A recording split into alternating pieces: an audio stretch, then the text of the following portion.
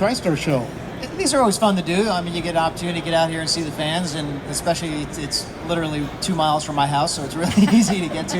And but it's always fun to come out, like I said, see the fans and sign some autographs. So you can't blame or complain that I got lost, or I didn't know where I was going? I got a flight or a delay, or no, I can't really complain about that. No. So let's welcome Cavan to the stage here. You've your thoughts about coming to the TriStar show? Yeah, this is exciting. First one I've ever really done, and he's been to a ton of them. I don't know if I've tagged along in the years, but I'm excited to do my first one. I will tell you guys, when you start seeing the autographs, it's not just the resemblance in the face. The autograph is so similar.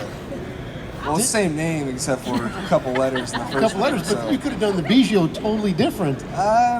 It looked good the way he did it, so I just went along with it. So basically you copied him, huh? I wouldn't say copy. You're going to look for a Hall of Fame autograph as well. I just inherited the signature. Aha. All righty. Talk to us about collecting. Are you much into autographs, memorabilia? No, this is the first card show that I've done, but I've been in a couple minor league all-star games where you sit out and sign for the fans and stuff, and it's always a good experience, interacting with the fans and signing some things. Any unique autographs in your collection? Any what? Unique autographs? I got an Ichiro one. That was pretty cool. Barry Bonds bat. Yeah, that's one of my favorite. And then Bagwell, and of course, you got a lot of those things. That's a nice little collection. Dad helped a little bit. A nice little collection. That was kind of between him and his brother and his sister. You kind of spread it around a little bit. All right. Anything new in your collection? I know.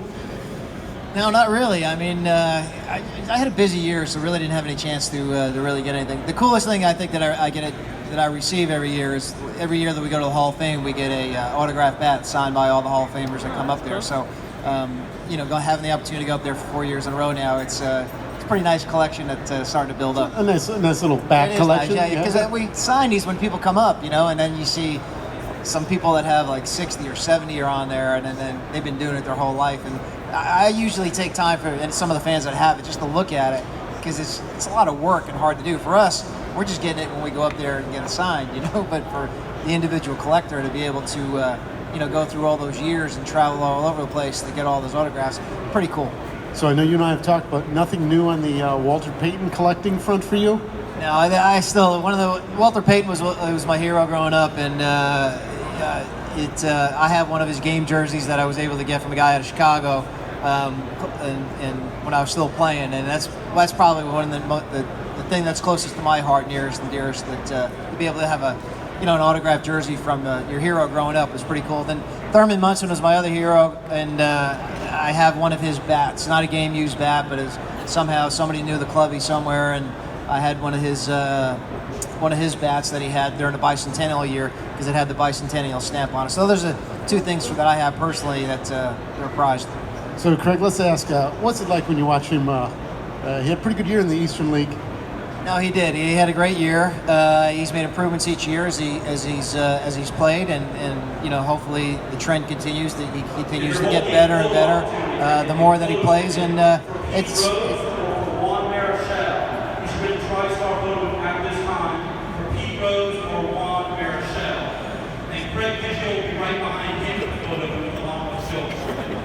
You done, Bobby? Okay. So, but yeah, it is a lot of fun to be able to watch him. I mean, obviously, when I was playing, I had the opportunity to bring my kids around and shag and take them on the road a little bit, and that was a lot of fun times that we had. And now, he goes to college, he plays college, then he gets signed, he gets drafted, and then he's moving along in the system, and he's worked hard, he's played hard, and having the opportunity to watch him put on a professional uniform is pretty special for my wife and I, and he's getting an opportunity to go to spring training next week with the Blue Jays, and we'll cross our fingers and see what happens. How emotional is it for you to watch the games when he's playing? Emotional. It's not emotional. It's just that it's hard. I mean, I understand how hard the game is. It's just you got to continue to give it your best shot and work as hard as you can day in and day out, and when you have a pretty bad day, just have a short-term memory and just try to bounce back the next day and come out and play. But emotionally, it's you just want your kid to do well, and as well as he can. But you also understand that it's a roller coaster because the game's really hard. Now, Cavan, as much as it's a roller coaster, it's extra tough for you being the son of a Hall of Famer. talk to us about the pressure and how it's been for you over the 3 seasons at Notre Dame, now 3 seasons in the minor leagues. I'd say the most pressure I've had with having my last name on my back was probably growing up in the city of Houston, just playing select ball. I played for a select ball team, and we always had our last name on the jersey, and everybody really knew who I was. And everyone, I get on first, hey, Craig Biggio, like, yeah. And, I was like, oh. And then like the pitchers, and this kid wants to get you out. And I was just like, all right, like whatever. But I think once I got to college, I got out of the city of Houston, and I was pretty much just playing for the player that I was, not necessarily who my father was. And I think now in my career, I'm just I'm still just making my own way and trying to figure out the player that I am. Talk to us about 3 seasons at Notre Dame, and then your 3 seasons so far in the minor leagues. Yeah, so I went to Notre Dame for 3 years. It was freezing, and it was a lot of fun, and I enjoyed my time there. I went. Me and my older brother, played there as well, and we had a good time for the 3 years that we were there. And then my sister's there now, so big Notre Dame fans in this family. They drafted with Blue Jays, and the past 3 years it's been a lot of fun. I've had a lot of good preparation, and you kind of have knowing going into it with being around him for the 12 years I was alive, watching him play. So yeah, it's been my dream to be a professional baseball player my whole life, and I'm just living it out right now. So 2018 Eastern League Rookie of the Year, MVP. Talk to us about your memories of 2018. We had a really good team. I'm sure you heard the names of Vladimir Guerrero Jr. and I don't know, Bo Bichette, Dante Bichette's son. We had a really good team, and we ended up winning the championship. And my individual success was it was a lot of fun, but we had a really good team and a really good group of guys, and it was just a lot of fun to be around them every day. It made it easy. Thoughts heading into spring training? I'm just excited to go to my first big league spring training. There's a lot of good players there, and I'm hoping to learn from some of those guys, and it's going to be an exciting year. Well, we will open up for a few questions from the fans, but we got to ask you, what did you take from your dad? What's the biggest baseball advice you got from Dad? Respect the game is probably number one. That's probably the thing I've heard the most in my life. He was always that guy, grounding out to short. He's always busting his butt down the line. He's never really taken a pitch off or anything, and that's probably the number one thing that I've taken and used to my game. All right, so Dad, what's the biggest thing you see in him that, boy, I think he's actually better than me at that stage? Well, I think his eye is better than mine as far as pitch recognition and recognizing balls and strikes. Obviously, if you look at my stats, I struck out a ton. But I walked a little bit, but he walks a little bit more than I do. He's got a little bit more power than I do. And he plays a little bit more positions than I do. I mean, I bounce around a little bit from catcher to second to center. But he had a little twist in it this year where they started bouncing him around a lot. And if you guys watch Marwin play a lot, it's hard to do. And when you get a guy like that that can bounce around and play a lot of different positions, they're pretty special. And he's had the opportunity to do that last year, and I'm proud of him for it because he's kind of taking the same page out of the book where he's doing whatever the organization wants him to do, and I'm proud of him for that. And we'll see, what happens coming 2019. So in Double-A ball, you played 6 positions. I guess the question is, what did you not play, and then what do you like playing the most? I did not play center field or catcher. Those are the only 2. But growing up, I was predominantly third base and shortstop, and then when I got to college and all the way up until this year, I played second base, and that's probably my most comfortable position. I have one of the greatest resources right here for that. So that's probably my most comfortable, but I love bouncing around. It keeps things interesting, and you get to see the game from a different point of perspective that you never really got to see before. He didn't give you any catching tips? Oh no, I stay away from that. All right. But he's got a cool catcher's helmet. Like from my second to last game that I had a special helmet made up. I caught a couple innings. He's got that in his room. That's about as much catching that we've ever talked about. All right.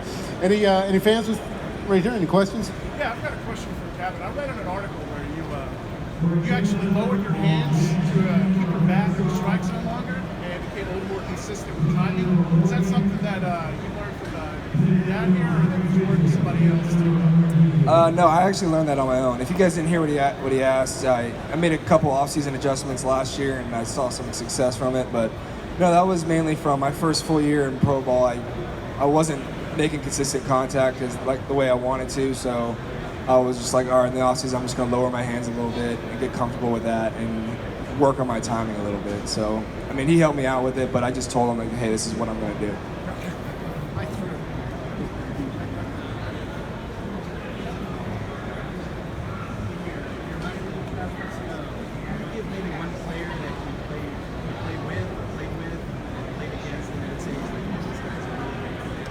That's an easy one. Yeah, I mean, Vlad, he's a freak, man. I mean, I'm sure everyone's kind of heard the name and seen him on magazine covers, but never really seen him play. And I think he's going to show the world who he is, in this year. So, I mean, it's not even a close comparison. So it's going to be an exciting time for the Blue Jays with him coming up.